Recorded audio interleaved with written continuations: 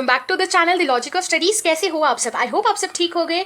So thank you for so many subscribers and for commenting आज। तो मैंने सोचा कि क्यों ना हम 11th स्टैंडर्ड की जो टॉपिक है वो थोड़ी बहुत शुरू करते, because this channel goes to for 10th standard 11th standard specially. और अगर आप 9th स्टैंडर्ड हो या 8th स्टैंडर्ड के स्टूडेंट हो and if you want videos related to your subjects and you can comment आज। सो मुझे कुछ कमेंट आ रहे थे इंस्टाग्राम पे, सो मैंने यहाँ पे जस्ट आपको एक्सप्लेन कर रही हूँ what is basic concept of chemistry. Chemistry का जो फर्स्ट चैप्टर है वो आज हम करेंगे। सो थोड़ा सा ही पार्ट आज हम कवर अप करेंगे।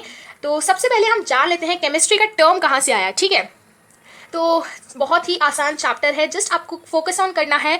और 11th है, so it's not going to any way tough. बस आपको क्या करनी है, जैसे आपने 10th से स्टडी की है वैसे ही आपको 11th में भी करनी है। ठीक है, तो बेसिक कॉन्सेप्ट ऑफ केमिस्ट्री जो है वो आज हमारा first video of 11th standard का है। तो चलिए देख लेते हैं वीडियो को, और जो भी कॉन्सेप्ट है, जो भी डाउट हो तो आप हमें कमेंट कर सकते हो। तो अगर उससे पहले मैं इसमें बोलना चाहूँगी, वीडियो अच्छा लगे तो वीडियो को लाइक कीजिएगा, शेयर कीजिएगा, प्लस हमारे चैनल पर नए हैं तो प्लीज़ प्लीज़ प्लीज़ सब्सक्राइब कर दीजिएगा। तो सबसे पहले हम जान लेते हैं केमिस्ट्री क्या है। ठीक है, केमिस्ट्री कैसे आया। तो केमिस्ट्री की अगर हम बात करें तो ये केमिस्ट्री जो होता है, ठीक है, केमिस्ट्री को हम डिफाइन करते हैं as the study of compositions, study of matter.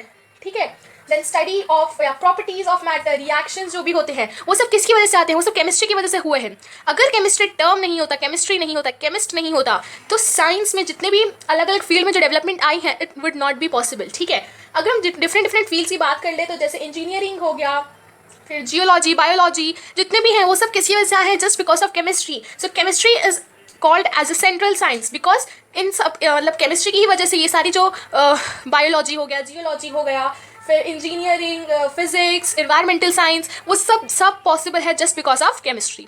ठीक है, तो इसका छोटा सा इंट्रो था जो मैंने आपको दे दिया। और केमिस्ट्री का मेन रोल उसने प्ले किया है साइंस में। ठीक है, तो जितना भी डेवलपमेंट हुआ है, ठीक है, तो उसमें मेन वाइटल रोल प्ले किया है केमिस्ट्री ने। सो आई होप्स आपको केमिस्ट्री कैसे हुआ, केमिस्ट्री क्यों इंपॉर्टेंट है, केमिस्ट्री ने क्या रोल प्ले किया है, उसका थोड़ा बहुत आइडिया आपको मिल ही गया होगा। Fine, okay. तो जैसे ही हमने शुरू कर दिया है केमिस्ट्री का, तो उसमें आ जाता है हमारा very first topic, that is nature of chemistry. ठीक है, तो नेचर ऑफ केमिस्ट्री, केमिस्ट्री का नेचर क्या है, बेसिकली कैसा है केमिस्ट्री, अच्छा है, मतलब हेल्पफुल है, हमें तो पता ही है, बट उससे पहले हम देख लेंगे नेचर क्या है केमिस्ट्री का। ठीक है, तो हम देख लेते हैं नेचर ऑफ केमिस्ट्री। फाइन, अब नेचर ऑफ केमिस्ट्री में आ जाता है हमारे तीन से ज़्यादा जो टॉपिक्स हैं, आई थिंक 4 हैं शायद। तो पहला आता है हमारा फिजिकल केमिस्ट्री। फिजिकल केमिस्ट्री वो केमिस्ट्री होता है जो डील करता है किसके साथ, लॉज, जितने भी आज तक आपने लॉज, डेरिवेशंस, प्रिंसिपल्स जितने भी सारे पढ़े हैं, that deals with physics chemistry. ठीक है, तो फिजिक्स केमिस्ट्री वो एक ब्रांच है केमिस्ट्री का जो हमें किसके बारे में बताते हैं, हमें लॉज जो भी नए नए आते हैं साइंटिस्ट के लॉज, ठीक है, स्ट्रक्चर ऑफ मैटर जो भी है, फिर और देखें तो थियोरीज, प्रिंसिपल्स, वो सब किसके अंदर आता है, फिजिकल केमिस्ट्री के अंदर। जब हम सेकेंड बात कर ले वो है इनऑर्गेनिक केमिस्ट्री। नेम से ही पता चल जाएगा what is inorganic chemistry. So inorganic chemistry is basically that chemistry which deals with elements. ठीक है, जो एलिमेंट्स के साथ डील करता है। ठीक है, तो ये जो होता है ये स्पेसिफिकली एलिमेंट्स या जो कार्बन होता है या कंपाउंड्स जो होते हैं उन सब के साथ जो है इनऑर्गेनिक केमिस्ट्री डील करता है। ठीक है, तो आई होप आप लोगों को समझ में आया होगा व्हाट इज इनऑर्गेनिक केमिस्ट्री और वो किसके साथ डील करता है। अब बात करते हैं ऑर्गेनिक केमिस्ट्री की, बिकॉज जहाँ पे इनऑर्गेनिक है तो वहाँ पे ऑर्गेनिक तो होना बनता ही है, राइट। तो अब ऑर्गेनिक केमिस्ट्री की अगर हम बात करें तो ऑर्गेनिक केमिस्ट्री वो होता है जो डील करता है जो कार्बन के अंदर जो भी रिएक्शंस होते हैं। ठीक है, कार्बन के साथ जो भी रिएक्शंस होता है या जो कार्बन कंपाउंड के साथ जो भी रिएक्शंस होता है वो सब किसके अंदर आता है, ऑर्गेनिक केमिस्ट्री के अंदर। सो इन दिस वे जो ये कार्बन है वो बोथ इनऑर्गेनिक और ऑर्गेनिक दोनों में ही यूजफुल होता है। ठीक है, कार्बन कंपाउंड्स हो गया या एलिमेंट्स हो गया, ठीक है, वो सब दोनों डील करते हैं। ओके, सो जो लास्ट अब आता है वो आता है बायोकेमिस्ट्री एंड देन होता है एनालिटिकल। ओके, सो बायोकेमिस्ट्री से ही पता होगा it deals with only with living organisms. ठीक है, तो ये जो होता है वो डील करता है लिविंग ऑर्गेनिज्म से रिलेटेड, बिकॉज बायो मतलब ही होता है लिविंग थिंग्स, राइट। लिविंग, तो ये लिविंग हो सकता है, कोई भी माइक्रोब्स ले लो, एनिमल्स ले लो, प्लांट्स ले लो, ठीक है, तो जो भी क्रिएचर्स हो it deals with those things. Fine, अब जो नेक्स्ट आता है वो है एनालिटिकल केमिस्ट्री। ठीक है, इससे आपको पता चल जाएगा थोड़ा बहुत एनालिटिकल केमिस्ट्री से, because this may be a new term for you all. और इसका मतलब होता है कि देखो आपने लोअर स्टैंडर्ड में, हाँ, ये टर्म यूज़ नहीं किया होगा साइंस में एनालिटिकल केमिस्ट्री, बट आपने जो सेपरेशन हो गया, ठीक है, डिस्टिलेशन हो गया, आइडेंटिफिकेशन हो गया, फिर याद है हम जो हम लोग यूनिट्स का जो हम क्वांटिटी देखते हैं, ठीक है, क्वांटिटी हो गया, ठीक है, तो उसका जो होता है वो डिटरमाइन करता है, ठीक है, मतलब क्वांटिटी बताता है, क्वांटिटेटिव डिटर्मिनेशन का इसका काम होता है। तो ये सारी चीज़ जो होते हैं वो एनालिटिकल केमिस्ट्री के अंदर आ जाता है, ठीक है। वापस रिवाइज कर ले ये पांचों। तो पहला आता है फिजिकल केमिस्ट्री, जो डील करता है किसके साथ, जो डील करता है लॉज, प्रिंसिपल, थियोरीज और सबके साथ। नेक्स्ट आता है inorganic chemistry which deals with जो कार्बन होते हैं, ठीक है, उन सब के साथ जो या केमिस्ट्री जो एलिमेंट्स ऑफ कार्बन के साथ डील करता है। ऑर्गेनिक केमिस्ट्री वो होता है जो कंपाउंड्स ऑफ कार्बन के साथ डील करता है। बायोकेमिस्ट्री की बात कर ले तो वो हो गया, it deals with only and only with living organism, because bio itself says about living organisms. Analytical chemistry वो होता है जो डील करता है किसके साथ, तो जो सेपरेशन, आइडेंटिफिकेशन, देन डिस्टिलेशन, ठीक है, फिर उसका कॉम्पोजिशन, मतलब जितने भी सब्सटेंसेस है उन सब के साथ, ठीक है। तो nature of chemistry I hope से समझ में आ गया होगा। अब जब नेचर आया है तो बात कर लेते हैं हम मैटर की। अब पहले हम बात आएगी व्हाट इज मैटर, मैटर होता क्या है। सो हम अब जैसे ये है, ठीक है, this is a matter because it occupies space and it has some mass, right. Okay, तो पहले लिख लेते हैं what, so it occupies space, right, क्योंकि इधर मैंने अगर सपोज कर दिया तो इतना जो स्पेस है उसने ऑक्यूपाई कर लिया, so it occupies space, right. And second thing what it does is it has a mass, इसके पास क्या है, इसके पास मास है, ठीक है। तो matter is a substance which occupies space as well as it has some mass, fine, that is matter. Okay, so अब जब मैटर की बात करते हैं तो मैटर का डेफिनाइट कॉम्पोजिशन होता है, ठीक है, प्रॉपर्टीज अलग हो जाती है, डिफर हो जाती है, तो हम वो सारी प्रॉपर्टीज जो है वो आज हम देखेंगे। तो बस मैं इसका वेब चार्ट ड्रॉ करने वाली हूँ अच्छा सा। तो ये हो गया हमारा मैटर, फाइन, आप भी चाहें तो इसे ड्रॉ कर सकते हैं, वेरी यूजफुल फॉर स्टडिंग। अब जो मैटर है, ठीक है, ये दो पार्ट में डिवाइड होता है। पहला पार्ट हो गया हमारा प्योर सब्सटेंसेस का, ओके, मैं आपको डिटेल में एक्सप्लेन करूंगी, तो pure substances. And then the second वाला जो हो गया वो हो गया हमारा मिक्सचर का, ठीक है, ओके।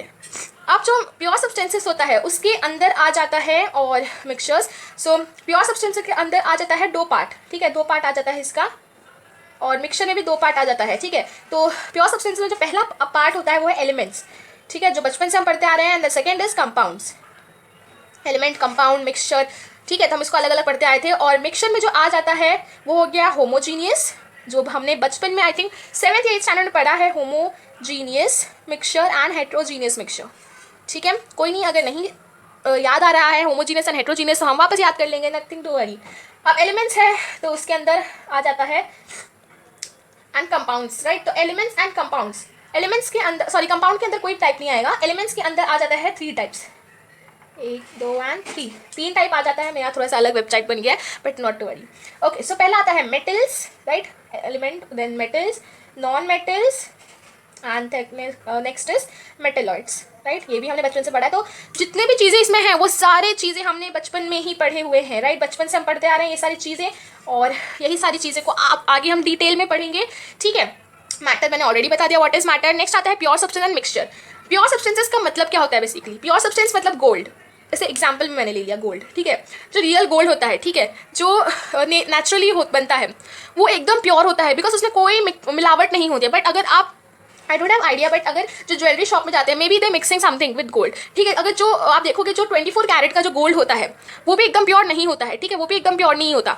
बट क्योंकि अगर वो एकदम प्योर रहेगा ना तो वो ब्रेकेबल है, राइट, क्योंकि जो गोल्ड होगा वो ब्रेकेबल हो जाएगा, तो हम पहन ही नहीं पाएंगे, ठीक है। तो जो गोल्ड होता है वो क्या होता है, प्योर सब्सटेंस होता है, प्योरली बनता है, ठीक है।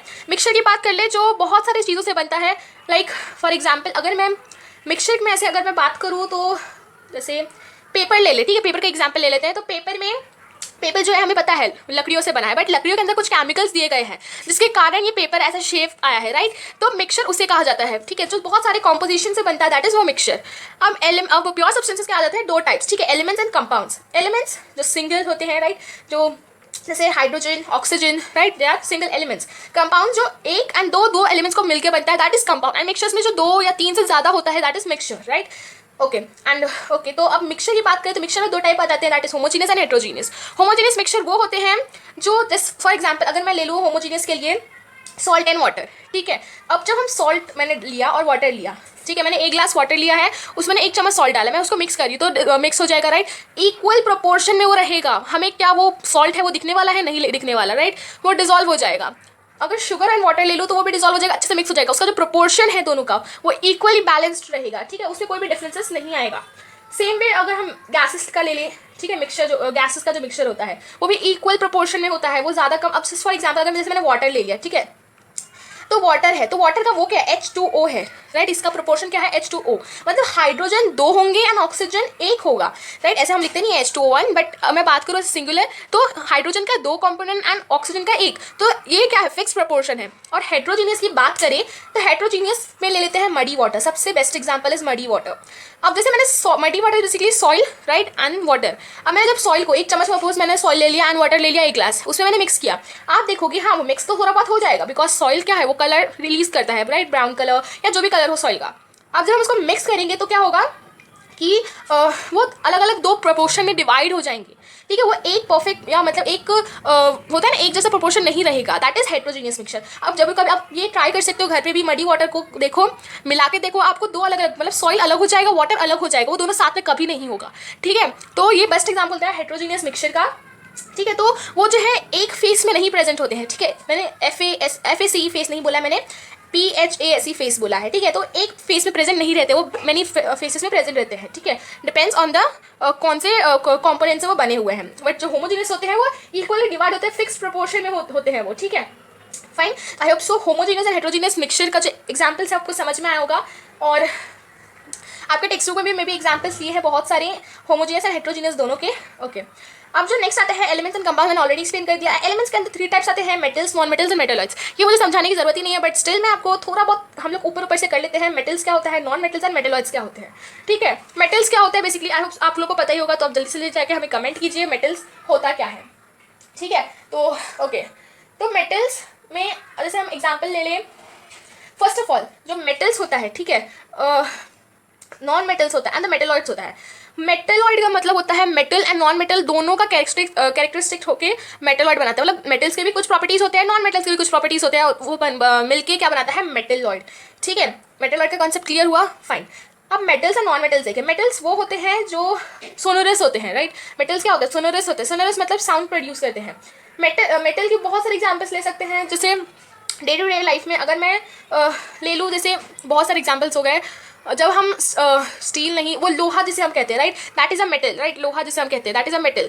वो सब जितने भी चीज़ें होती हैं वो सारे मेटल्स की होती हैं। नॉन मेटल्स की बात करें तो नॉन मेटल्स में बहुत सारे, जैसे ये देखो, ये जो लेड है, ठीक है, ये जो है पेन का जो लेड है, that is non metal, right. जो बेसिकली सोनोरस नहीं होता, ठीक है, मतलब जिसको साउंड वैसा मेटल वाला होता है ना, वो एकदम मेटल्स होता है, मेलेबिलिटी होता है, डक्टिलिटी होता है, ठीक है, डक्टाइल होते हैं मेटल्स, मेलेबल रहते हैं मेटल्स, ठीक है, बट नॉन मेटल्स ऐसा नहीं होता है।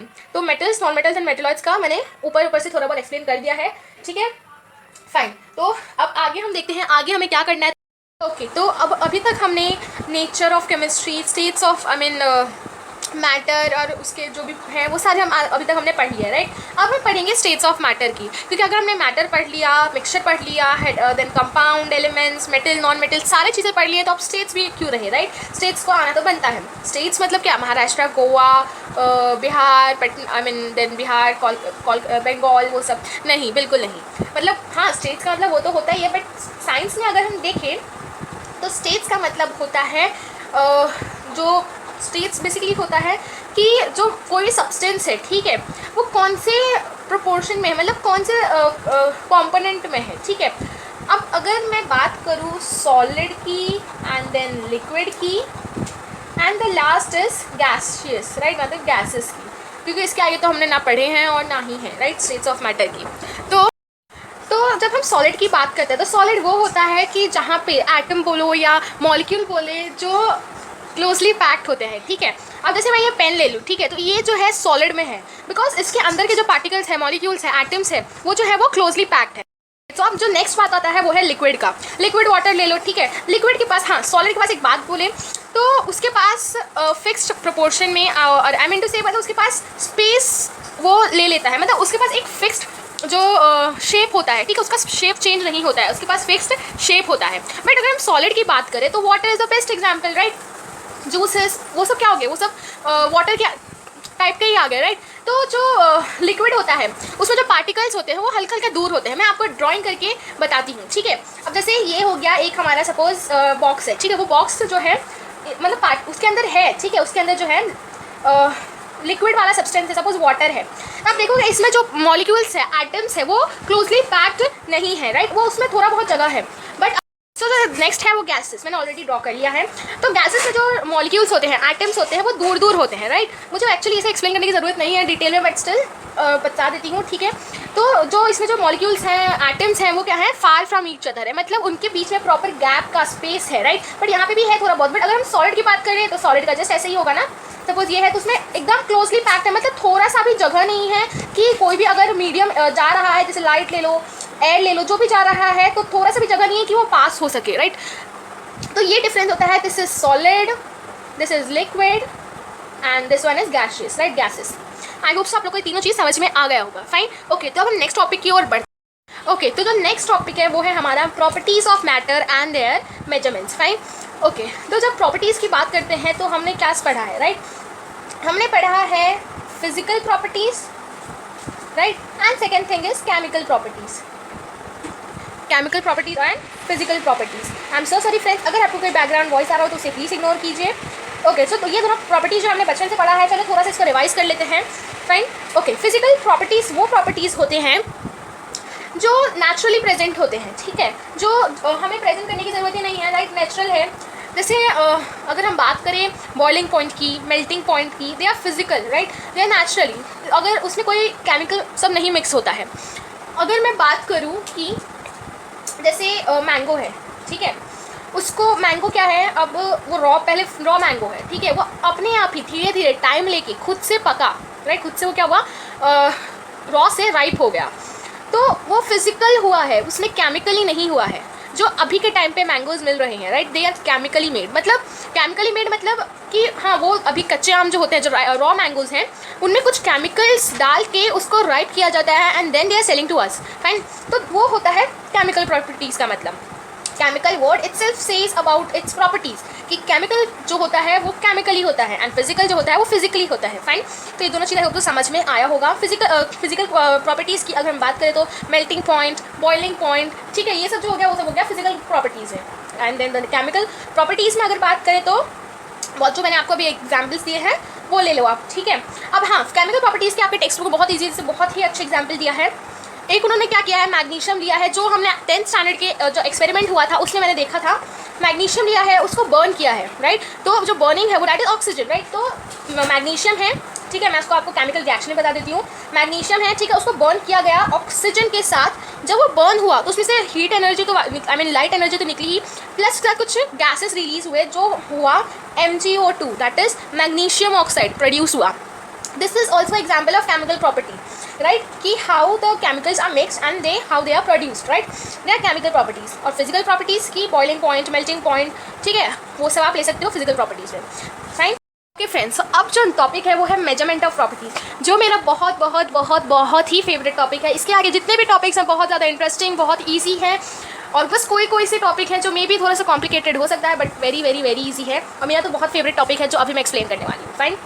ओके, जब अगर मैं बात करूँ ये पेन की, ठीक है, ये पेन का अगर मैं ऐसे जनरली बात कर रही हूँ, ठीक है, मुझे एक्जैक्टली नहीं पता कितना होगा ये। अगर मैं बात करूँ तो सपोज ये 15 सेंटीमीटर, मैं ऐसे स्केल से ऐसे अंदाज़ा लगा रही हूँ, अगर ये 15 सेंटीमीटर का हुआ, राइट, अगर मैं सिर्फ बोलूँ 15 का है ये, तो आपको पता चलेगा कि क्या है, 15 मिलीमीटर है, सेंटीमीटर है, मीटर है, किलोमीटर है, लीटर है, क्या है, राइट। तो वो भी तो पता हमें चलना चाहिए ना क्या है। अगर अब तो ये क्या है, पेन है, राइट, इसको हम लीटर तो बोल नहीं सकते, राइट, किलोमीटर भी नहीं बोल सकते क्योंकि चलना थोड़ी ना है, लीटर दूध थोड़ी ना है जो हम लीटर में मापेंगे, राइट। तो ये क्या है, बेसिकली ये हो गया सेंटीमीटर, या राइट। तो मेजरमेंट जो प्रॉपर्टीज़, अब इसका देखो, ये टॉपिक का आने का मेन मोटिव ये है कि कोई भी ऑब्जेक्ट, ठीक है, उसको जब हमें मापना होता है, समझ में आया, जो जब उसके हमें मेजरमेंट निकालना होता है तो उसके लिए सिर्फ नंबर काफ़ी नहीं होता, unit is the main thing जो उस प्रॉपर्टी, उस ऑब्जेक्ट का या डिस्टेंस हो या जो भी हो वो बताता है। जैसे पेन का मैंने बात किया, अगर मैं 15 बोलूँ तो नहीं समझ में आएगा, अगर मैं 15 सेंटीमीटर बोलूँ तो हाँ समझ में आएगा कि 15 सेंटीमीटर कितना बड़ा हो सकता है, फाइन। अगर मैं 50 किलोमीटर बोलती तो ये तो नहीं, पेन 50 किलोमीटर कैसे हो सकता है, राइट, चलना थोड़ी ना है, वॉकिंग थोड़ी ना कर रहे हैं, डिस्टेंस थोड़ा ना फाइंड आउट कर रहे हैं। ओके, तो यहीं से जो कॉन्सेप्ट आता है वो आता है यूनिट्स का। यूनिट्स का मेरा बहुत फेवरेट कॉन्सेप्ट है यूनिट। इसके पीछे स्टोरी ये है कि पहले मैं स्टोरी बता देती हूँ यूनिट कैसे आया, ठीक है। तो हर एक चैनल में अलग अलग वे में उसको एक्सप्लेन किया गया है यूनिट का। तो मैं जो स्टोरी है वो मैं आपको अर्थ से रिलेटेड में बताती हूँ, ठीक है। जैसे कि तो तो ये हमारा अर्थ है, ठीक है। अब अर्थ में तो बहुत सारी कंट्रीज़ है, कॉन्टिनेंट्स है, बहुत सारे हैं, राइट। सपोज इसी अर्थ को मैं पिज्ज़ा बना देती हूँ और इसको मैं डिवाइड कर देती हूँ 4 टाइप में, ठीक है। आई नो थोड़ा सा फनी है, ठीक है। तो ये सपोज अलग अलग कंट्रीज़ है। This is country number 1, 2, I mean 3 and 4, ठीक है। तो 4 कंट्री है, आई मीन ठीक है, 4 कंट्री है। अब हर एक कंट्री में, अब जैसे मैं अभी की करंट सिचुएशन की बात करूँ तो हर एक कंट्री में, ठीक है, जो पैसे रुपीज़ जो होते हैं वो अलग अलग, मतलब अगर सपोज इंडिया का करेंसी है, राइट, इंडिया का 1 रुपीज़ है, तो अमेरिका में ही वो जो 1 रुपीज़ है उसको अमेरिका में $1 कहा जाता है। लेकिन वो जो उसका जो अहमियत होता है, जैसे यहाँ पे 1 रुपीज़ तो 1 रुपये हुआ, बट वहाँ पे $1 का मतलब यहाँ पे अगर हम इंडिया में कंसिडर करें तो 72 के आसपास होता है, राइट। तो इंडिया में मतलब 72 rupees is so much, right. 1 rupees से ज़्यादा ही है ना 72 रुपीज़। और इंडिया अगर अमेरिका में बात करें, यहाँ पे जहाँ पे डॉलर की यूज़ होता है, राइट, वहाँ पे तो it's a normal amount, right, 1 रुपये के टाइप का है। तो हर जगह हर एक कंट्री में अलग अलग यूनिट्स था पहले, ठीक है। सब अपने अलग अलग कंट्री जो थी अपने अपने यूनिट्स की वो करते थे कि हमारे में ऐसा होगा, ठीक है। यूनिट सबका अलग अलग होता था। किसी में मतलब किसी में क्या होता था, सीजीएस होता सिस्टम रहता था, ठीक है, जैसे सेंटीमीटर, ग्राम और सेकेंड्स का, ठीक है। किसी में एफपीएस होता था जो फुट, पाउंड और सेकंड का रखते थे। कोई कंट्री ऐसा था जो एमकेएस रखता था, metre, then kilogram and second. तो ऐसे अलग अलग कंट्रीज अलग अलग मेजरिंग का जो सिस्टम है वो फॉलो करती थी। अब ये तो कन्फ्यूजन क्रिएट करता था। अगर सपोज एक कंट्री जो है, सपोज कंट्री नंबर 1, इसने कोई केमिकल बनाया, ठीक है। और अगर मैं कोरोना की बात करूँ, ठीक है, तो कोरोना की अगर मैं बात करूँ तो सपोज एक कंट्री ने कोरोना के लिए जो है ठीक होने का केमिकल बनाया, ठीक है, दवाई बनाई। अब उसने सपोज 4 मिलीलीटर, ठीक है, 4 मिलीलीटर उसने कोई एक केमिकल डाला, सपोज हाइड्रोजन ने डाल दिया, ठीक है, एग्जाम्पल ले रही हूँ, ठीक है। 4 मिलीलीटर हाइड्रोजन डाल दिया और 2 मिलीलीटर उसने डाल दिया ऑक्सीजन, ठीक है। इट्स एन एग्जाम्पल, तो उसको एग्जाम्पल की तरह ही लेना, ठीक है। तो 4 मिलीलीटर हाइड्रोजन लिया एंड 2 मिलीलीटर ऑक्सीजन लिया। अब उसने दवाई बना दिया, अब वो दवाई उसका सक्सेसफुल हो गया। तो बाकी कंट्रीज भी तो उस कोरोना की पहल में से जूझ रही है, राइट। तो बाकी कंट्रीज़ को भी तो चाहिए ना कि हाँ हम भी ठीक हो। तो अब वो कंट्रियाँ बोलेगी, बाकी कंट्रीज़ बोलेगी कि हमें भी बताओ कितने क्वांटिटी में तुमने, कितने मेजरिंग से तुमने जो है हाइड्रोजन या ऑक्सीजन कितना लिया जिससे ये दवाई बना एंड इट इज़ यूजफुल, जो हम सबको बचा रही है। तो अब अलग अलग अब ये बोलेगा कि मैंने 4 मिलीलीटर एंड 2 मिलीलीटर ये लिया, ठीक है। अब यही मिलीलीटर, ठीक है, दूसरे कंट्री में बोलेगा कि 4 मिलीलीटर, सपोज इधर 4 सेंटीमीटर लोग समझ लिए, ठीक है, या 2 सेंटीमीटर ऐसे समझ लिए, 4 centimetre hydrogen and 2 centimetre oxygen, ठीक है, ऐसे अलग अलग वे में समझ लिए, राइट। तो आप ये तो क्रिएट कन्फ्यूजन कर सकते हैं कि 4 मिलीलीटर यहाँ पे है तो कितना हम ले, राइट, 8 सेंटीमीटर ले, 10 सेंटीमीटर ले, 0 पॉइंट समथिंग सेंटीमीटर ले, कितना ले। वही दूसरी कंट्री भी ऐसी होगी कि हम लोग कितना लें, ठीक है। तो ऐसे टाइम पे तो क्या होता है, कन्फ्यूजन क्रिएट होता है ना। अगर सपोज इसने लिया, सपोज इसने 4 किलोग्राम का, ये कंट्री ने 4 किलोग्राम का ऑक्सीजन ले लिया, ठीक है, 4 किलोग्राम का ऑक्सीजन ले लिया। अब दूसरी कंट्री है, सपोज जो थर्ड कंट्री है, ठीक है, उसने 3 ग्राम उसने पूछा, तो उसने बोला कि सपोज देखो जो पहली कंट्री है, ठीक है, उसने 4 किलोग्राम का उसने ऑक्सीजन ले लिया। अब थर्ड कंट्री है, वो पूछ रही है हमें भी बताओ, तो उसने बताया कि मैंने 4 किलोग्राम का ऑक्सीजन लिया है। तो थर्ड कंट्री तो क्या सिस्टम सपोज अगर फॉलो करती है सीजीएस सिस्टम का, ठीक है, थर्ड कंट्री। तो और ये जो कंट्री है वो एमकेएस वाला रूल फॉलो करती है, सीजीएस वाला रूल फॉलो करती है। अब तो ठीक है, अगर किलोग्राम में तो आप बोलोगे हाँ ग्राम में कन्वर्ट करके एंड देन पता कर सकते हैं। बट अगर वो सपोज मीटर में रहता तो भी सेंटीमीटर में हो सकता था, ठीक है। अगर सपोज ये एमकेएस फॉलो नहीं कर रही है, अगर ये फॉलो कर रही है एफपीएस, ठीक है, एफपीएस फॉलो कर रही है, तो क्या आप फुट को सेंटीमीटर ग्राम में कन्वर्ट कर सकते हो? नहीं कर सकते हो। पाउंड को नहीं कर सकते हो, सेकेंड्स तो वैसे का वैसे ही है, तो ऐसे तो आप नहीं कर सकते हो, राइट। तो इस चीज़ के लिए कन्फ्यूजन क्रिएट ना करने के लिए क्या हुआ, एक मीटिंग रखी गई, एक कॉन्फ्रेंस रखा, जनरल कॉन्फ्रेंस था जो 1960 में हुआ था, ठीक है। तो उस कॉन्फ्रेंस में सभी ने अलग अलग कंट्रीज़ ने बताया, और कोई अब देखो जो मीटिंग होता है उसमें सब तो एक रूल से सहमियत नहीं रखते ना, क्योंकि सबका अलग अलग मोटिव रहता है, अलग अलग डिसीजन रहता है, राइट। तो सब लोग अलग अलग सोचते हैं कि हमारी जो कंट्री की जो यूनिट है उसको ही बढ़ावा देना चाहिए, मतलब हम अपनी यूनिट फॉलो करेंगे, हम अपनी यूनिट फॉलो करेंगे। बट मेजॉरिटी विंस होता है, राइट। तो मेजॉरिटी ऑफ द कंट्री ने ये डिसाइड किया और बोला कि हम एक ही यूनिट का जो है हम फॉलो करेंगे, और वो यूनिट बनाया एसआई यूनिट, जो हम सुनते आ रहे हैं, जो स्मॉल क्लासेस से हम सुनते आ रहे हैं, SI unit, CGS unit, right, वो हम स्मॉलर क्लासेस से हम सुनते आ रहे हैं, समझ में आया। तो वो एसआई यूनिट इसी चीज़ के लिए आया, ठीक है, स्टोरी आपको समझ में आया होगा। और एसआई यूनिट का मतलब एसआई यूनिट को फ्रेंच में लोग उसको नाम दिए सिस्टम इंटरनेशनल, और ऐसे डी करके जो है सिंगल ऐसे इन्वर्टेड कर देते हैं, जैसे डी लिखा और ऐसे मार्क कर दिया, ठीक है। तो ऐसे उन्हें लिखा जाता है एसआई यूनिट को फ्रेंच में, ठीक है। ओके, तो I hope so SI unit का कंसेप्ट कैसे आया, स्टोरी क्या हुई, वो समझ में आया होगा। और आज हर एक कंट्री जो है एसआई यूनिट का रूल फॉलो कर रही है, जिसके कारण हमें कोई भी दिक्कत नहीं आएगी। अगर ये बोलेगा 4 मिलीलीटर तो ये बोलेगा हाँ 4 मिलीलीटर, मतलब कोई कंफ्यूजन क्रिएट नहीं होगा बेसिकली। समझ में आया? तो ये था बेसिकली कैसे ऐसा यूनिट आया। अब हम आगे पढ़ेंगे 7 basics fundamental fundamental unit and derived unit, जो हमारा लास्ट टॉपिक होगा। ठीक है ओके फ्रेंड्स, तो जैसे आपको पता है कि हमने एसआई यूनिट क्या है वो हमने सीख लिया है, तो अब हम सीखेंगे कि एसआई यूनिट में कुछ बेसिक फंडामेंटल यूनिट्स है। ठीक है, अब उसे फंडामेंटल क्यों कहते हैं अब मैं बताती हूँ। ठीक है, सबसे पहले हम बात करें एसआई यूनिट की, तो एसआई यूनिट जो है वो 2 पार्ट में डिवाइड किया गया है। ठीक है, एसआई यूनिट जो है वो 2 पार्ट में डिवाइड किया गया है। पहला आता है हमारा फंडामेंटल, ठीक है, और जो दूसरा है वो है डिराइव्ड यूनिट्स। ठीक है, अब name itself says about it's introduction, right. अब जैसे फंडामेंटल है, तो ये जो होता है फंडामेंटल जो होते हैं वो बेसिक यूनिट्स होते हैं। मतलब जैसे हम बात करें लेंथ की या मीटर, किलोग्राम, सेकेंड्स, राइट, तो ये सब जो होता है ये सब बेसिक यूनिट्स है, राइट। और उसी यूनिट से जो बाकी के जो यूनिट्स होते हैं, ठीक है, जो बाकी के जो यूनिट्स होते हैं जैसे स्पीड हो गया, फिर और भी जो बहुत सारे होते हैं उसे हम कहते हैं डिराइव्ड यूनिट्स। ठीक है, जैसे फोर्स, डिस्टेंस, ठीक है, तो वो सब क्या हो गया, वो सब डिराइव्ड किया गया है, मतलब फंडामेंटल यूनिट से लेके बनाया गया है, उसे हम कहते हैं डिराइव्ड यूनिट्स। ठीक है, फंडामेंटल यूनिट्स का मतलब होता है बेसिक यूनिट्स। ठीक है, तो फंडामेंटल मतलब बेसिक यूनिट्स एंड डिराइव्ड मतलब फंडामेंटल यूनिट्स के बेस्ड पे ये बनता है डिराइव्ड। जैसे हम डेरिवेशंस लेते हैं, राइट, डेरिवेशंस क्या होते हैं कि एक साइंटिस्ट ने एक लिख दिया, मतलब एक लॉ ले लिया, उसके ऊपर डिराइव्ड किया एंड द फॉर्मूला निकाला। ठीक है, दैट इज कॉल्ड डिराइव्ड करना, मतलब किसी और से नया चीज़ बनाना। समझ में आया? तो बेसिक यूनिट्स में एग्जांपल भी, अगर आप पाई चार्ट ड्रॉ अपने से चार्ट ड्रॉ कर रहे हो तो एग्जांपल से हम ले लेते हैं बेसिक यूनिट्स के, जैसे मीटर हो गया, ठीक है, किलोग्राम हो गया, सेकेंड्स एक्सेट्रा। ठीक है, ये सब क्या हो गया, बेसिक फंडामेंटल यूनिट्स हो गए। डिराइव्ड यूनिट्स में जैसे हम ले लेते हैं स्पीड का, ठीक है, स्पीड, डिस्टेंस, देन फोर्स, ये सब क्या है, ये सब डिराइव्ड किया गया है इन सब से। समझ में आया? तो इसे हम कहते हैं डिराइव्ड यूनिट्स। अब हम 7 बेसिक फंडामेंटल यूनिट्स पढ़ने वाले हैं। ठीक है, एसआई 7 फंडामेंटल एसआई यूनिट्स पढ़ने वाले हैं। तो उसका हम अच्छे से टेबल आपके टेक्स्ट बुक में ऑलरेडी दिया हुआ है, बट स्टिल हम वापस उसको देखेंगे कैसे उसको रिमेंबर करना है। ठीक है, तो चलिए जल्दी से हम वो कर लेते हैं। तो सबसे पहला जो आता है, ठीक है, तो अच्छे से टेबल हम ड्रॉ करेंगे। तो यहाँ पे मैं लिख देती हूँ number and then fundamental quantity, fundamental quantity मतलब जो नाम होगा वो हम यहाँ पे लिखेंगे, एंड देन एसआई यूनिट यहाँ पे लिखेंगे, और द सिंबल। और वहाँ पे आपके टेक्स्ट में एक और दिया होगा सिंबल। देखो ये वाला जो सिंबल है वो एसआई वाला है। ठीक है, एसआई वाला यहाँ पे सिंबल है, और एक और है जो सिंबल उसका हम जो यूज़ करते हैं। ठीक है, first, second, third, fourth, fifth, six and 7। पहले हम ले लेते हैं लेंथ का।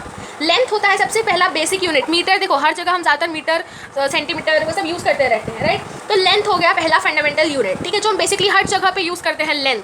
अब उसकी एसआई यूनिट पे हम मीटर लिखते हैं। क्या लिखते हैं उसके एसआई यूनिट पे? मीटर। ठीक है, होल स्पेलिंग में उतना प्रेफर नहीं करूँगी।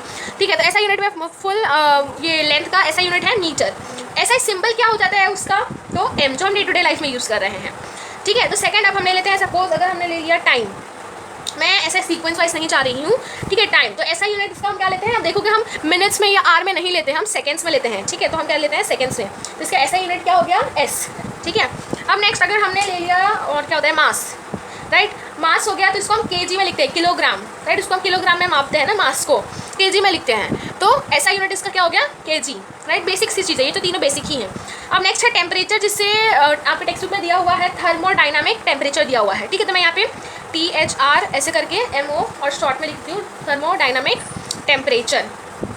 ठीक है, तो थर्मोडाइनामिक टेम्परेचर में जो हम इसका जो SI यूनिट है उसको हम केल्विन में लिखते हैं। डिग्री सेल्सियस, डिग्री फ़ारेनहाइट वो सब में नहीं लिखते, उसे हम किसी में लिखते हैं? केल्विन में लिखते हैं। याद है जो गूगल पे जब हम सर्च करते हैं कितना मतलब कितना टेम्परेचर कितना है, तो उसमें डिग्री सेल्सियस में आता है, बट वो एक्चुअल में किस में होता है? केल्विन में होता है। तो इसको हम किससे डिनोट करते हैं? SI सिंबल क्या है? वो K। ठीक है, अब नेक्स्ट ले लेते हैं अमाउंट ऑफ सब्सटेंस।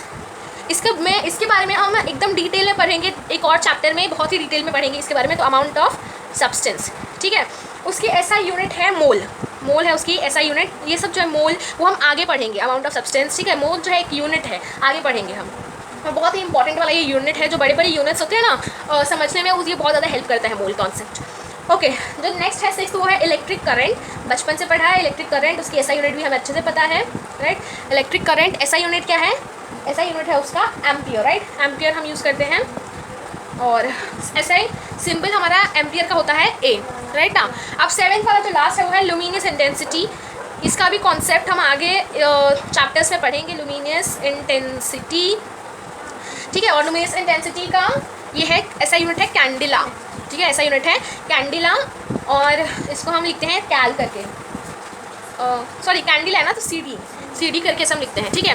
तो इसको आपको लर्न करना पड़ेगा। ये ऐसा यूनिट्स, बेसिक फंडामेंटल यूनिट्स है, ये 7, आप इसको अच्छे से टेबल में ड्रॉ कर लीजिए। और ये बेसिक फंडामेंटल यूनिट्स है जो लर्न करना बहुत ही ज़्यादा ज़रूरी है, तो आप इसको लर्न कर लीजिए, ठीक है। ओके, अब डिराइव्ड यूनिट्स की बात करें तो डिराइव्ड यूनिट्स मैंने ऑलरेडी आपको बता दिया कि जो बेसिक ये जो 7 फंडामेंटल यूनिट्स है उससे ही मिलकर बनता है डिराइव्ड यूनिट, ठीक है। उसको ज़्यादा डिटेल में नहीं लिया गया है, ठीक है। तो अगर उसका आप डेफिनेशन चाहते हो तो मैं बताती हूँ उसका डेफिनेशन क्या है, ठीक है, डिराइव्ड यूनिट्स का, जो आई थिंक 2011 में उसकी जो बुक थी उसमें लिखा गया है डिराइव्ड यूनिट्स का। तो उसका है कि द यूनिट्स, ठीक है, the units of all physical quantities, ये सब क्या है, फिजिकल क्वांटिटीज़ है, right. So the units of all physical quantities can be derived, मतलब फिजिकल क्वांटिटीज से ये सारी चीज़ें डिराइव की गई है। So can be derive from the 7 fundamental quantities,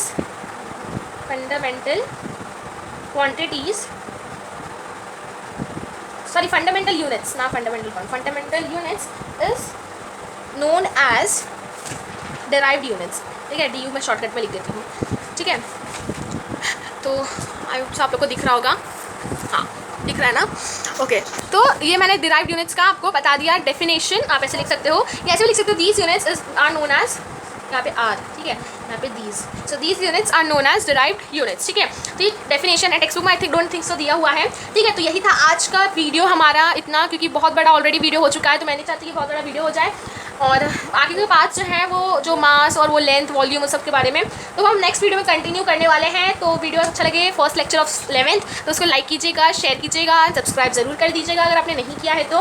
कोई डाउट की सिचुएशन हो तो मेरे को आप कमेंट कर सकते हो। तो चलिए, आई होप आप लोग ने इस सबका जो नोट है वो बना लिया, बेसिक कॉन्सेप्ट ऑफ केमिस्ट्री का। ऐसे क्या होगा, आपके नोट्स भी जल्दी प्रिपेयर हो जाएंगे और कोई दिक्कत भी नहीं आने वाली है, ठीक है। तो चलिए मिलते हैं आपको इसके पार्ट 2 से, लेक्चर 2 से।